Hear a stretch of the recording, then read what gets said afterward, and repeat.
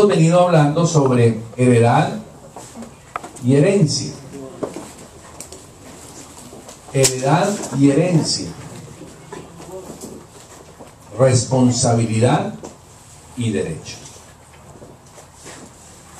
Ya hoy estamos terminando este seminario sobre herencia y heredad. Creo que hemos estado hablando de esto como un mes y medio, más o menos. Y creo que con esta información usted ya tiene la forma, tiene el contenido, tiene la información sobre cómo moverse, en qué usted puede sentar su fe para entender lo que Dios ha definido para su vida.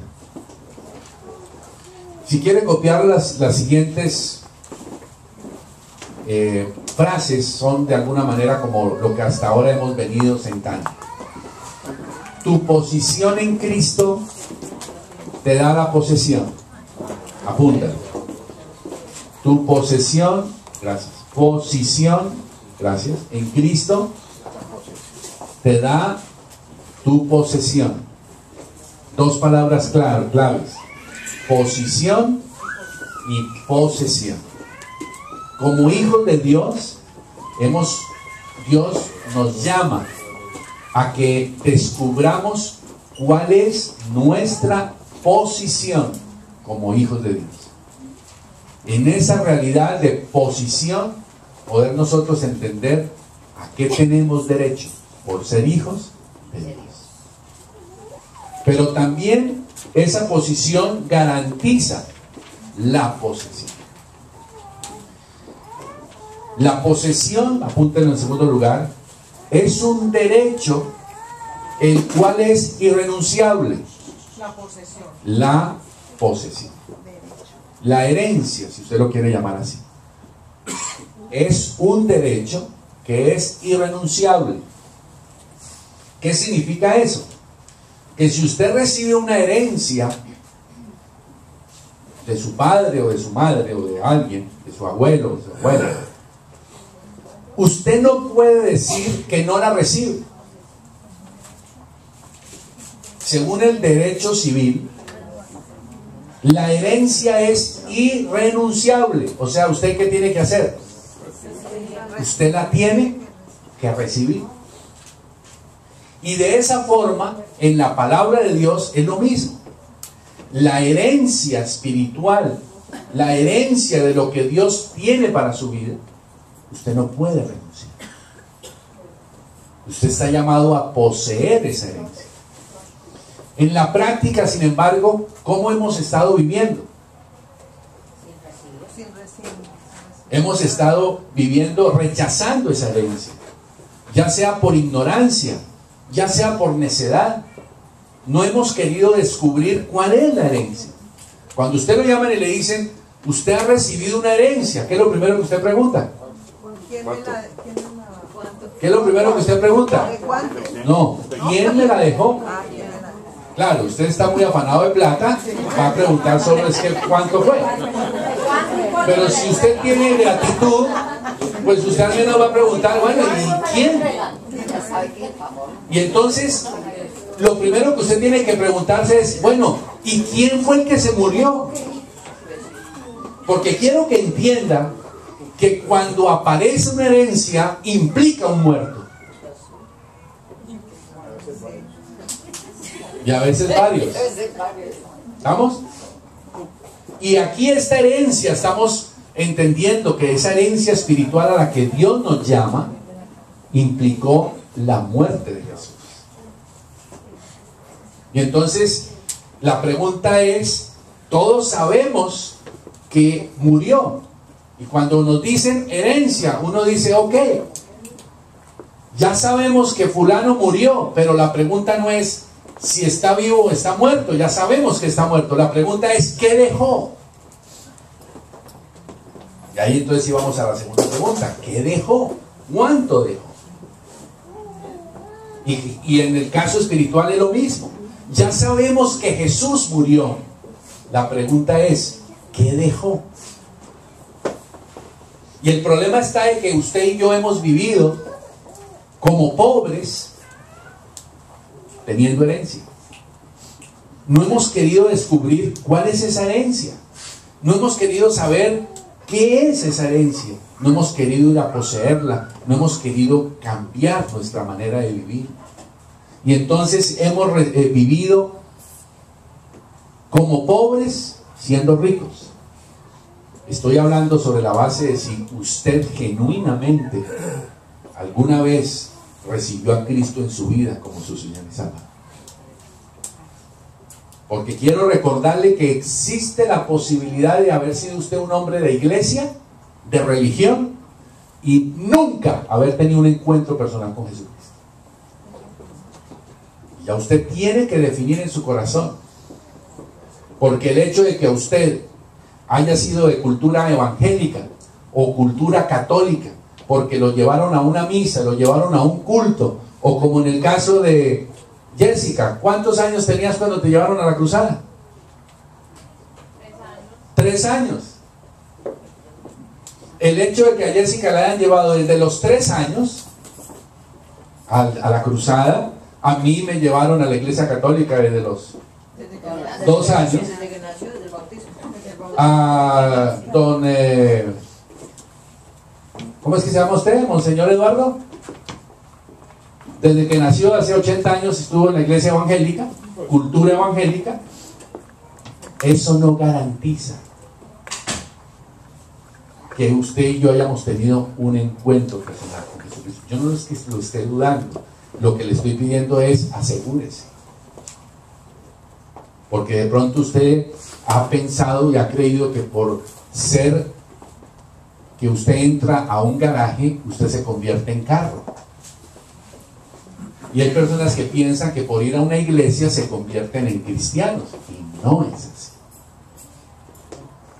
Todo está comenzando es por la base de un encuentro personal con Jesucristo. Jessica, ¿cuándo recibiste tú, tomaste la decisión por Jesucristo?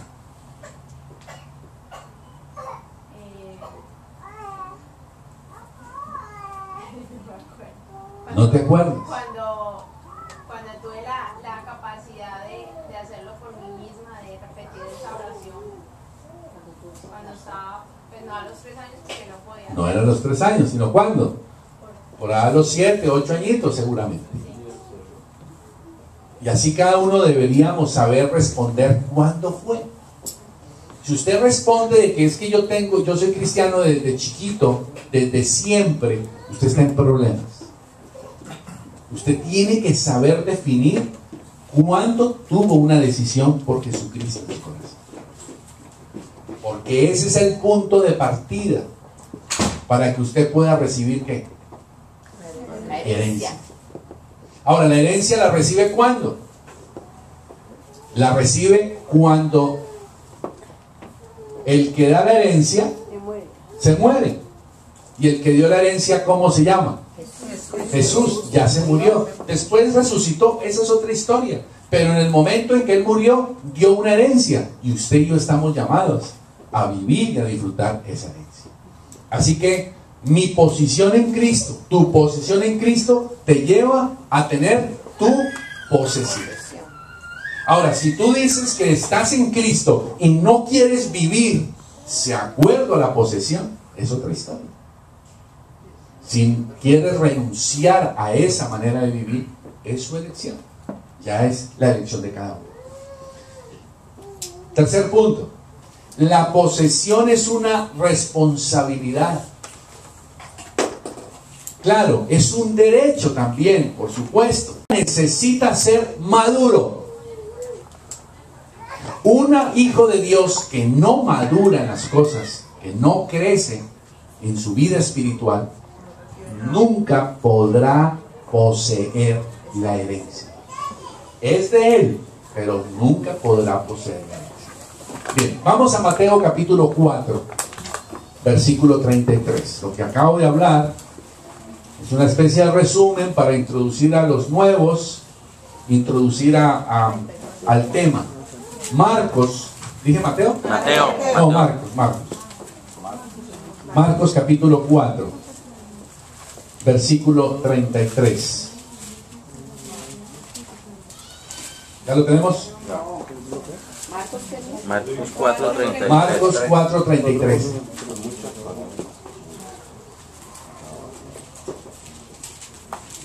¿Ya lo tenemos? Dice, con muchas parábolas, como esta les hablaba la palabra, conforme a lo que podían oír. Quiero pedirle que subraye ese pedacito. Conforme a lo que podían oír. La palabra de Dios está declarando acá que Jesús hablaba, y hablaba conforme a qué? A lo que ellos podían oír. A la capacidad que cada uno tenía para recibir, la capacidad para oír, conforme a lo que podían oír. ¿Ok?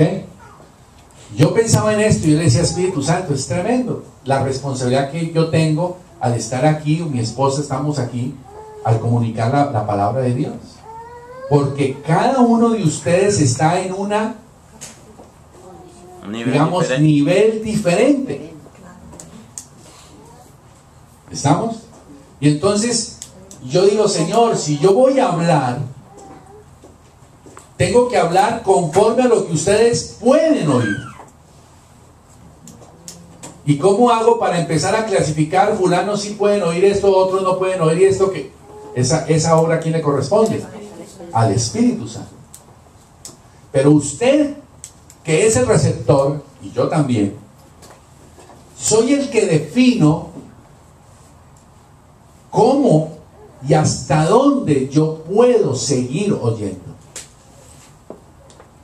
Vuelva a leer el versículo.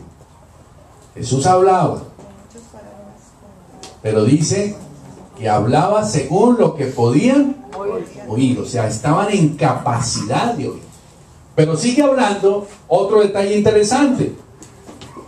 Versículo 34 dice, y sin parábolas, ¿qué dice? No les hablaba. Sin parábolas no les hablaba, aunque a sus discípulos, ¿qué hacía? Les explicaba, les declaraba, les aclaraba todo. O sea, si ustedes se dan cuenta, ahí hay dos grupos. Él hablaba al pueblo en general, y cada uno agarraba según lo que era capaz de agarrar. Pero dice que a sus discípulos, a los maduros, a ellos sí les explicaba todo. Ahora, si usted mira esto es absurdo, porque debería ser lo contrario. Lo contrario debería ser ¿qué? Que a la mayoría que no puede entender, debería hablarles todo. ¿Estamos de acuerdo o no? Si un profesor universitario se moviera de esta manera en su universidad, ¿qué le pasaría? Lo echan por bruto. ¿Por qué? Porque le van a decir, ¿cómo le ocurre a usted? Si lo tenemos a usted para que enseñe, para que todos puedan entenderle, tiene que hablar a todos. No es así en las cosas de Dios. Porque en las cosas de Dios, usted va a recibir según qué ha hecho. Según usted decida madurar. Según usted anhele crecer. Según usted se prepara para escucharlo todo. Si una persona comienza, si yo empezara a hablar ahorita en portugués, cada uno va a recibir, lo va a entender hasta donde usted entiende portugués.